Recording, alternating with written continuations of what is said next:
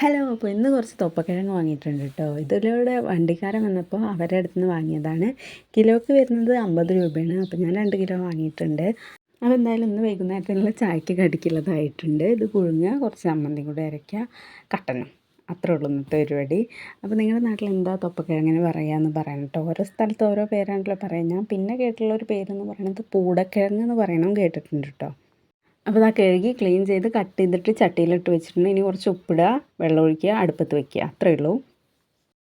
അത്യാവശ്യം വേവുണ്ടായിരുന്നു കേട്ടോ. കുക്കറിലിട്ടാൽ മതിയായിരുന്നെന്ന് തോന്നി പിന്നീട്. അപ്പോൾ എന്തായാലും ഇനി അടുത്തായി നമുക്ക് ചമ്മന്തി അരയ്ക്കാൻ വേണ്ടി ചീനമുളക് പൊട്ടിക്കാൻ പോവാം. എന്നെക്കാൾ മുന്നേ അവിടെ ചീനമുളക് പൊട്ടിക്കാൻ വേണ്ടിയിട്ട് ആ കുഞ്ഞിക്കൈകൾ എത്തിയിട്ടുണ്ട് കേട്ടോ. എപ്പോൾ വീടിൻ്റെ മേലേക്ക് കയറുകയോ അപ്പോൾ ചീനമുളക് പൊട്ടിക്കൽ തുടങ്ങും. ചെയ്യരുത് പറഞ്ഞാൽ അത് പോയി തല്ലിക്കൊഴിക്കലും തുടങ്ങും. ഇങ്ങോട്ട് പിടിച്ചുകൊണ്ടിരുന്നു, അതേപോലെ റിട്ടേൺ അടിച്ച് അങ്ങനെ തന്നെ പോകുന്നു. ഇതാണ് സംഭവിക്കാറ്.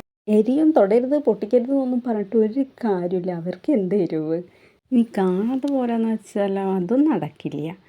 അവിടെ താഴെ മൊത്തം തിരഞ്ഞ് കണ്ടില്ലെങ്കിൽ നേരെ തിരഞ്ഞ് മേലേക്ക് തന്നെ വരും. അതും ചിലപ്പോൾ വേറെ ആരും കാണില്ല. അപ്പോൾ പോകുമ്പോൾ ഒപ്പം കൂട്ടിയിട്ട് തന്നെ അങ്ങോട്ട് പോയിട്ടുണ്ടെങ്കിൽ മനസ്സമാധാനത്തിൽ അവിടെ നിൽക്കുക.